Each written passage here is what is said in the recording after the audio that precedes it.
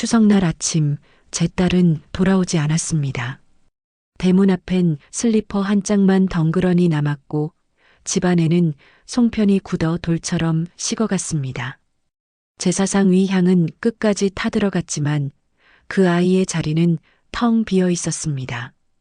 경찰은 실종이라 했습니다. 그러나 저는 압니다. 제 딸은 누군가에게 잡혀간 겁니다. 이건 사고가 아니에요. 저는 그 냄새를 맡았습니다. 피와 공포, 그리고 거짓의 냄새를요. 저는 올해 68 김순자입니다. 평생을 이 마을에서 살았습니다. 특별한 욕심도 없이 가족의 무탈함만을 바라며 살아왔습니다. 그날 아침도 평범했지요. 송편을 빚고 제사상에 올릴 나무를 다듬고 은지가 웃으며 제 곁을 맴돌았습니다. 엄마, 이번 갈비찜은 제가 해볼게요. 그 웃음소리를 저는 아직도 잊지 못합니다. 그러나 그 웃음이 마지막이 될 줄은 몰랐습니다. 은지는 사위와 벌초를 간다며 밝게 인사를 하고 나갔습니다. 엄마, 금방 다녀올게요. 짧은 한마디. 그게 마지막 목소리였습니다. 사위는 돌아왔지만 은지는 돌아오지 않았습니다. 산에서 잠깐 눈을 돌렸을 뿐인데 그 사이에 사라졌습니다. 사위는 그렇게 말했습니다. 하지만 그의 눈빛은 흐리고 불안했습니다. 은지는 어릴 때부터 산을 누구보다 잘 알았습니다. 길을 잃을 아이가 아니었습니다. 그 말은 변명이었고 변명 뒤엔 더 큰 무언가가 숨어 있다는 걸 저는 직감했습니다. 마을 사람들은 수군거렸습니다. 사위가 뭔가 숨기는 거 아냐? 에이, 그냥 사고지. 벌초하다 넘어졌을 거야. 그들의 말은 제 귓가를 스쳐 지나갔지만 제 가슴은 점점 더 무겁게 가라앉았습니다. 밤이 되자 저는 손전등을 들고 홀로 산에 올랐습니다. 풀잎이 스치는 소리에 심장이 멎는 듯했고 부엉이 울음에 다리가 풀려 주저앉았습니다. 은지야, 엄마 왔다. 대답 좀 해다오. 그러나 어둠은 대답하지 않았습니다. 그날 이후 제 삶은 달라졌습니다. 평온하던 세상은 갈라졌고 균열은 걷잡을 수 없이 퍼져나갔습니다. 경찰은 단순 실종으로 사건을 덮으려 했습니다. 하지만 저는 믿었습니다. 누군가 제 딸을 사라지게 만들었다는 걸요. 저는 더 이상 평범한 어머니가 아니었습니다.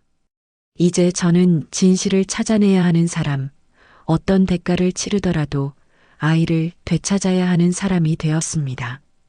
은지야, 엄마가 반드시 널 찾아낼 거다. 그리고 널 사라지게 만든 자, 끝까지 무너뜨리고 말 거야. 카메라는 어머니의 결연한 눈빛을 비추며 어둠 속 산길로 시선을 옮깁니다. 그 길 끝에서 곧 드러날 진실은 생각보다 더 잔혹하고 깊은 균열을 예고하고 있었습니다. 시간이 지나도 제 딸은 돌아오지 않았습니다. 집안은 날마다 더 차가워졌습니다. 대문 앞에는 여전히 고무신 한 짝이 덩그러니 놓여 있었고 저는 그 앞을 오갈 때마다 숨이 막혔습니다. 사람들은 점점 다른 이야기를 하기 시작했습니다. 가출일 거라, 혹은 사고일 거라. 하지만 그들의 말은 제 마음에 칼처럼 꽂혔습니다. 제 딸은 그런 아이가 아니었습니다. 마을 이웃이 저를 붙잡고 말했습니다. 순자 씨, 너무 애쓰지 마. 젊은 사람들은 다 자기 갈 길 가는 거야. 저는 아무 대꾸도 하지 못했습니다. 대답을 한다 해도 그 사람은 이해하지 못할 테니까요.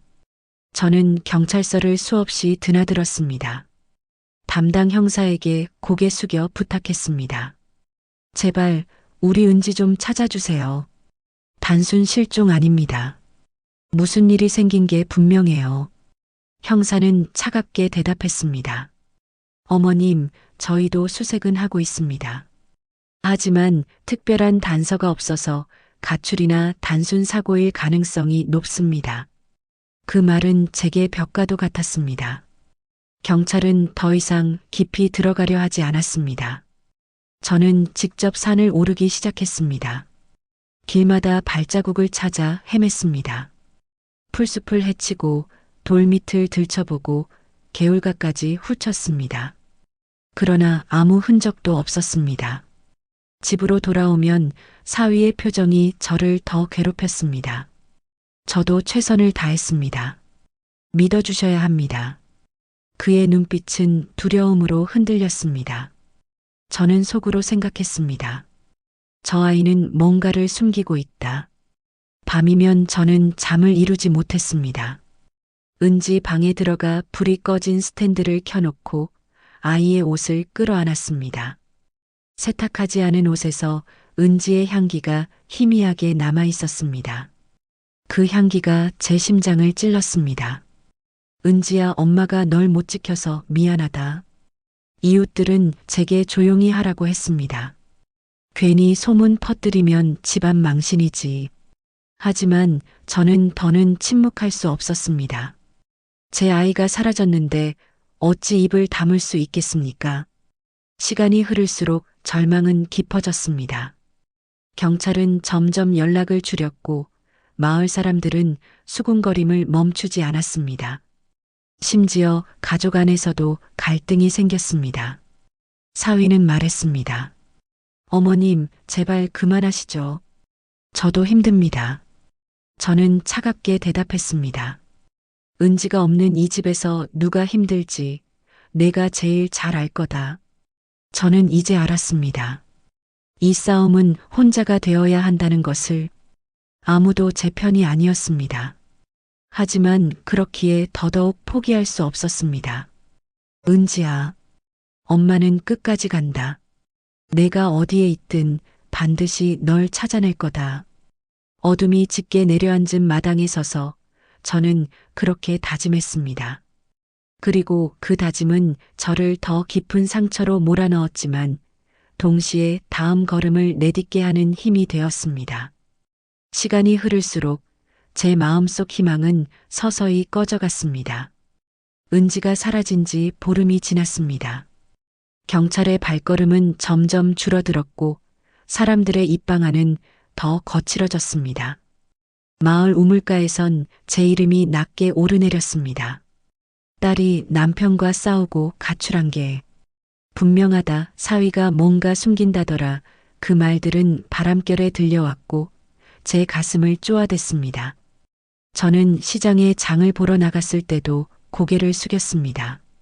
상인들이 시선을 피하며 속삭이는 것을 똑똑히 들었기 때문입니다.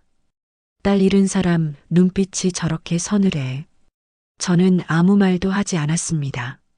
하지만 속으로는 부서지고 있었습니다. 저는 다시 경찰서를 찾아갔습니다. 담당 형사 앞에 고개를 깊이 숙였습니다. 제발 우리 은지 좀 더 찾아주세요. 이건 단순 가출이 아니에요. 무슨 일이 있었던 게 확실합니다. 형사는 서류철을 덮으며 차갑게 말했습니다. 어머님, 저희도 수색은 했습니다. 하지만 단서가 전혀 없습니다. 특별수사로 전환하기엔 근거가 부족합니다. 그 말에 제 무릎이 풀렸습니다. 근거라니요.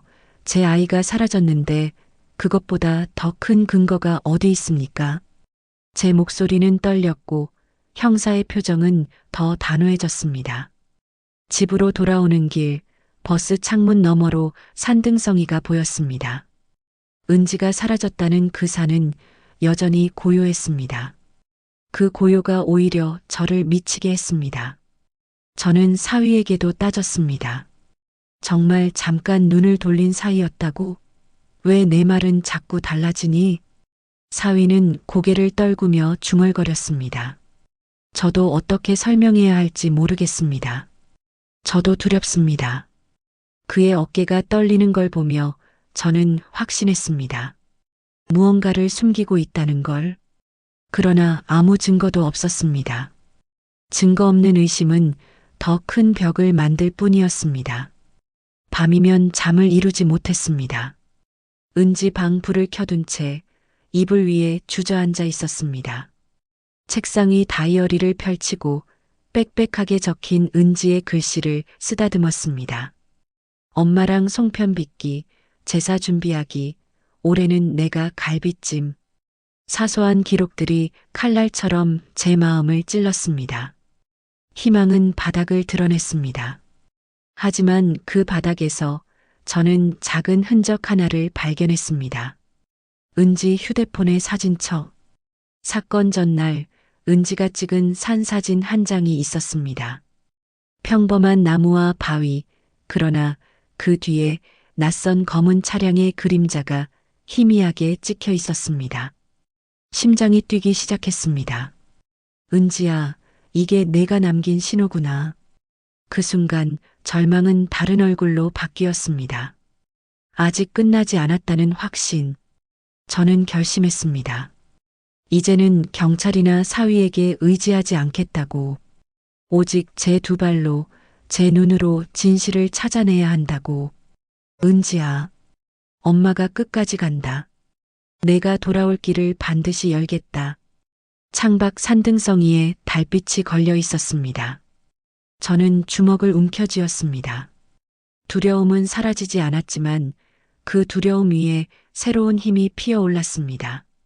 그리고 그 힘은 앞으로의 싸움을 향한 제 유일한 무기가 될 것이었습니다. 절망 끝에서 발견한 단서, 은지가 찍은 마지막 사진은 제게 새로운 불씨가 되었습니다. 사진 속 검은 차량의 그림자는 우연이 아니었습니다. 저는 결심했습니다. 더 이상 기다리지 않겠다고. 제 두 발로 진실을 찾아 나서겠다고. 집으로 돌아왔을 때 사위는 마루에 앉아 있었습니다. 그의 얼굴은 잿빛이었고 손은 떨리고 있었습니다. 그가 불쑥 무릎을 꿇었습니다. 어머님 죄송합니다. 저는 차갑게 대답했습니다. 무슨 말이 하고 싶은 거냐? 은지가 사라진 날 내가 끝내 숨긴 게 있지? 사위는 고개를 들지 못한 채 울먹였습니다. 저는 그날도 겁이 났습니다. 제 빚 때문에 저를 협박하던 사람들이 있었습니다. 그날 산에서 낯선 차가 저희 주변을 서성였습니다. 하지만 저는 아무 말도 못했습니다. 괜히 입 열었다가 더 큰 일이 될까 두려웠습니다. 순간 제 속에서 분노가 치밀었습니다. 내 입 다문 대가가 뭔지 알기나 하니? 내 딸이 사라진 거다. 사위는 땅에 이마를 박으며 흐느꼈습니다. 알아요. 그래서 이제는 숨기지 않겠습니다. 제가 아는 건 모두 말씀드리겠습니다. 저도 은지를 찾고 싶습니다. 저는 긴 침묵 끝에 입을 열었습니다. 좋다. 내 진심을 지켜보겠다. 거짓 한 번 더 섞으면 그땐 나도 널 버린다. 그의 눈가에 눈물이 맺혔습니다. 그 눈물 속에는 두려움과 함께 처음으로 진심이 비쳤습니다. 그날 이후 사위는 달라졌습니다. 그는 은지의 물건을 하나씩 꺼내놓으며 말했습니다. 이건 은지가 늘 가지고 다니던 수첩이에요. 여기에 뭔가 단서가 있을지도 모릅니다. 수첩 속에는 은지가 최근 불안해하며 적은 글귀가 있었습니다. 산길에서 검은 차, 괜히 찝찝하다. 그 글을 보는 순간 제 손이 떨렸습니다. 며칠 뒤 사위는 직접 나섰습니다. 마을 사람들에게 빚과 협박 사실을 털어놓으며 혹시 은지 실종과 관련된 낯선 사람들을 본 이가 없는지 물었습니다. 처음엔 차갑던 사람들도 조금씩 입을 열기 시작했습니다. 며칠 전 산 입구에서 낯선 남자들이 담배를 피우고 있었소. 검은 차? 나도 본 적 있어. 벌초 전날쯤이었지. 작은 증언들이 이어졌습니다. 그 단편적인 말들이 모여 하나의 퍼즐이 되기 시작했습니다. 형사와 함께 산길을 다시 오르던 날 사위가 갑자기 발걸음을 멈췄습니다. 여기 낯이 익습니다. 그날 제가 마지막으로 은지를 본 곳이 바로 이 근처입니다. 우리는 그가 가리킨 방향으로 향했습니다. 낡은 창고가 보였고 주변의 풀들이 짓밟힌 흔적이 있었습니다. 자물쇠는 이미 부서져 있었고 안은 텅 비어 있었습니다. 그러나 바닥에 떨어진 작은 손수건 하나. 그것은 분명 은지가 자주 들고 다니던 것이었습니다. 저는 손수건을 움켜쥐고 오열했습니다. 은지야, 엄마가 왔다. 너 여기 있었구나. 사위가 제 곁에 무릎을 꿇었습니다. 어머님, 제가 더 빨리 말했다면 이 고생을 덜 하셨을 텐데. 죄송합니다. 저는 눈물 속에서도 그를 바라보며 말했습니다. 늦었어도 좋다. 이제라도 함께하자. 우리 은지를 찾을 수 있다. 그날 밤 저는 은지의 사진 앞에 앉아 촛불을 켰습니다. 눈물이 흘렀지만 그 눈물 속에는 힘이 있었습니다. 사위와의 오랜 벽이 조금씩 무너지고 우리는 드디어 한편이 되었습니다. 은지야, 엄마가 길을 찾았다. 이제 혼자가 아니다. 내 남편도 형사도 우리 모두가 함께 너를 찾는다. 창밖 어둠을 가르듯 새벽이 서서히 밝아왔습니다. 그리고 저는 알았습니다. 이제 진짜 반격이 시작되었다는 걸. 우리는 드디어 작은 성과를 거두었습니다. 은지의 흔적을 찾아냈고 사위도 마음을 열어 함께 나섰습니다. 처음으로 혼자가 아니라는 걸 느꼈습니다. 하지만 그 희망은 오래가지 않았습니다. 작은 불씨를 지켜보던 누군가가 있었습니다. 그 사람은 우리가 가까워지는 순간을 기다렸다는 듯 더 거칠고 잔혹하게 역습해 왔습니다. 그날 저녁 집 대문 앞에 낯선 봉투 하나가 놓여 있었습니다. 안에는 찢겨진 은지의 옷자락과 짧은 쪽지가 들어 있었습니다. 멈추지 않으면 다음은 없다. 손끝이 얼어붙는 듯 했습니다. 은지가 아직 살아있다는 신호였지만 동시에 무자비한 경고이기도 했습니다. 형사 혜정은 봉투를 보자 얼굴이 굳었습니다. 이건 단순 협박이 아닙니다. 누군가 우리를 주시하고 있습니다. 지금부터는 한 걸음도 조심하셔야 합니다. 하지만 제 마음은 이미 무너지고 있었습니다. 눈앞이 아득했고 숨조차 막혔습니다. 사위가 제 어깨를 잡았습니다. 어머님, 죄송합니다. 아마 제 빚 문제와 연결된 겁니다. 그들이 더 강하게 나오고 있습니다. 저는 분노로 떨었습니다. 내가 만든 구멍 때문에 우리 은지가 고통받고 있는 거잖아. 어떻게 이럴 수 있니? 사위는 고개를 푹 숙였고 방 안에는 긴 침묵이 흘렀습니다. 관계가 회복되는 듯 했지만 다시 벽이 쌓여버렸습니다. 며칠 후 마을에는 더 악의적인 소문이 돌기 시작했습니다. 은지가 스스로 집을 나갔다더라. 사위와 불화가 있었다던데? 이웃들의 차가운 시선이 저를 겨눴습니다. 저는 시장에서 장바구니를 들고 서 있다가 발걸음을 뗄 수 없었습니다. 사람들이 제 뒤에서 나누는 말이 칼처럼 들렸습니다. 불행은 괜히 생기는 게 아니지. 며칠 뒤 형사 혜정이 제게 낮은 목소리로 말했습니다. 확실한 단서가 잡혔습니다. 은지가 마지막으로 찍은 사진 속 검은 차량, 그 차의 주인이 밝혀졌습니다. 강도현 지역에서 땅을 사들이던 사람이에요. 그 이름을 듣는 순간 심장이 내려앉았습니다. 이미 몇 차례 마을 사람들의 입에 오르내렸던 이름. 돈과 권력으로 사람들을 움직이는 인물이었습니다. 그날 밤 집 마당에 돌이 날아들었습니다. 깨진 창문 너머로 또 다른 쪽지가 떨어졌습니다. 멈춰라. 그렇지 않으면 끝이다. 저는 쪽지를 쥐고 떨리는 손을 가라앉혔습니다. 끝이라니 이미 내 인생은 끝났다. 내 딸이 없는데 내가 멈출 이유가 어디 있니? 희망은 불씨처럼 사라졌습니다. 악역은 우리가 무엇을 하는지 알고 있었고 우리의 작은 성과를 무너뜨리려 더 강하게 덮쳐왔습니다. 사위와의 관계도 다시 금이 갔고 이웃과의 시선도 칼날처럼 차가워졌습니다.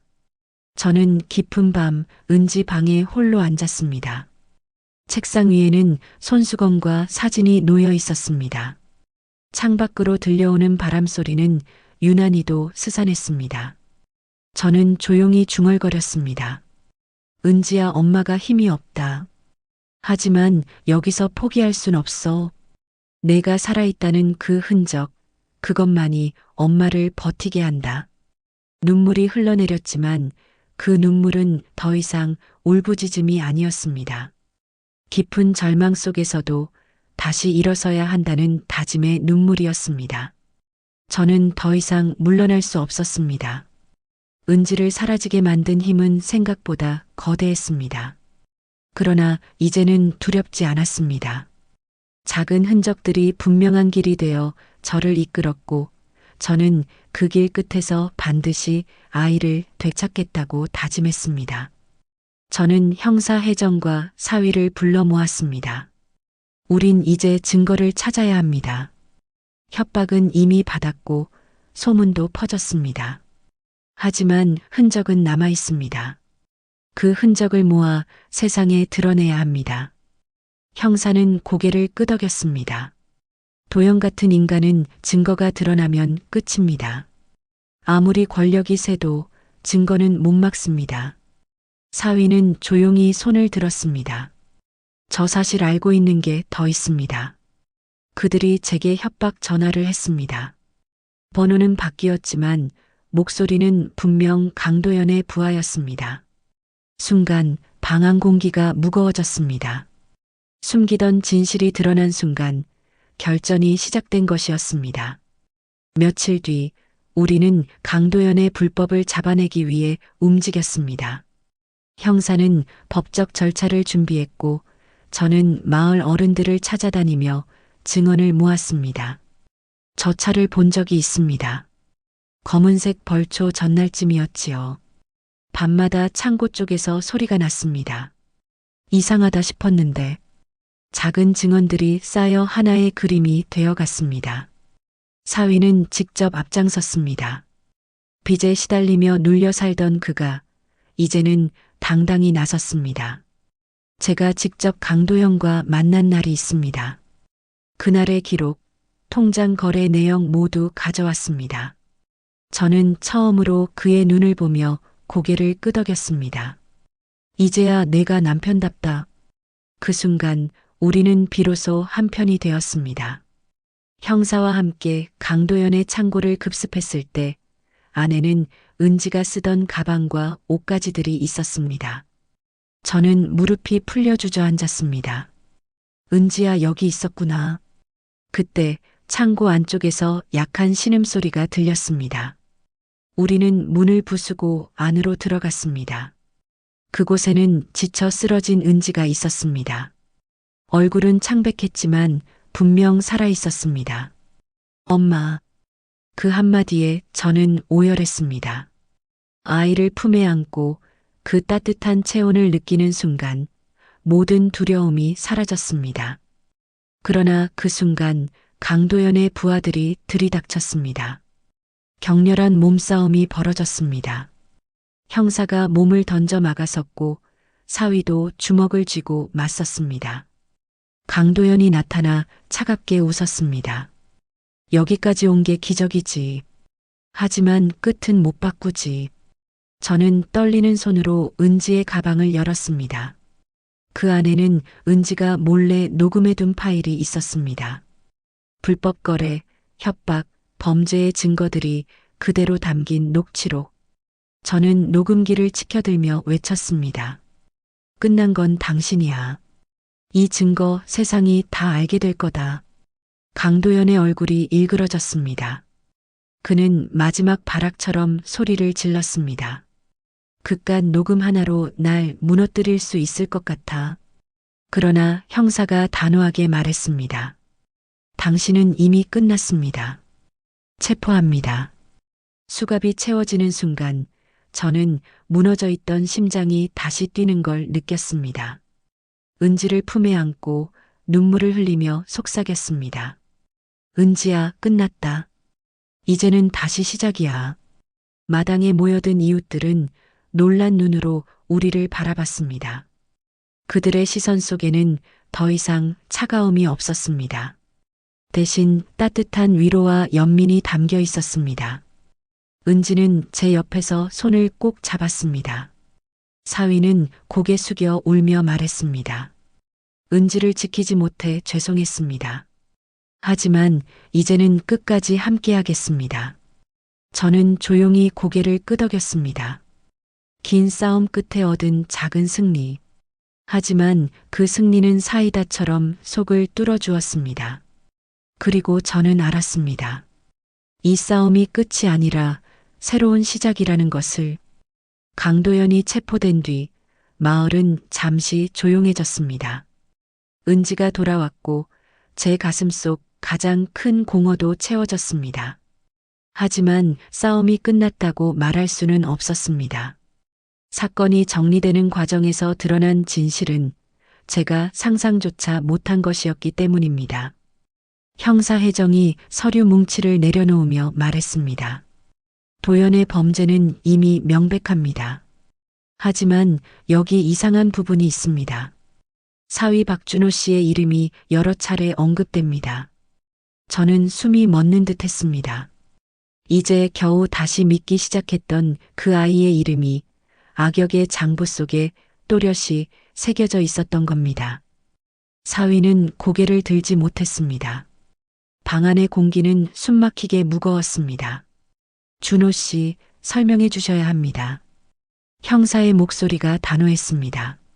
사위는 한참 침묵하다가 입을 열었습니다. 맞습니다. 처음부터 저는 강도연의 빚에 얽혀 있었습니다. 그에게 돈을 빌렸고 갚지 못했습니다. 그래서 은지와 제가 사라질 위기에 놓였을 때도 저는 입을 다물 수밖에 없었습니다. 저는 차갑게 물었습니다. 내가 그날 은지를 지키지 못한 것도 결국 내 빚 때문이었구나. 사위의 눈물이 바닥에 떨어졌습니다. 맞습니다. 저는 은지를 지키지 못했습니다. 아니, 지키려 하지 않았습니다. 두려움에 제 자신만 지키려 했습니다. 그게 제 가장 큰 죄입니다. 그의 어깨가 무겁게 떨렸습니다. 그 모습은 비겁함이 아니라 무너져 내리는 인간의 민낯이었습니다. 며칠 동안 저는 그를 외면했습니다. 하지만 은지는 제 손을 잡고 말했습니다. 엄마, 그래도 오빠는 끝내 우리 편이었어요. 결국 함께 싸워줬잖아요. 그 사람의 잘못은 분명 크지만 이제는 속이지 않고 함께 하려고 해요. 그 말에 저는 긴 침묵에 잠겼습니다. 그렇다.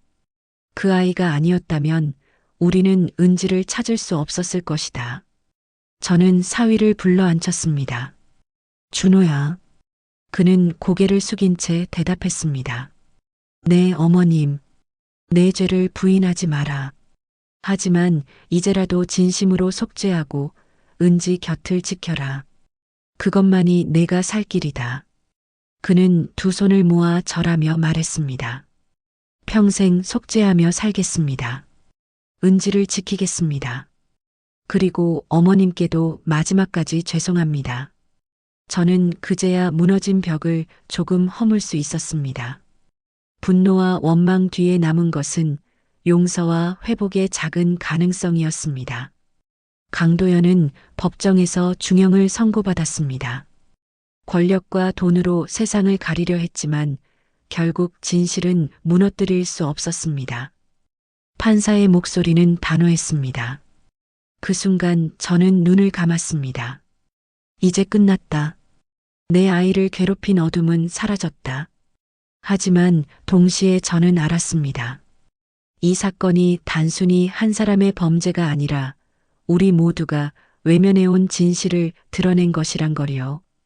돈 앞에서 침묵했던 사람들, 두려움에 입을 다물었던 우리, 그 침묵이 악을 키워왔던 것입니다.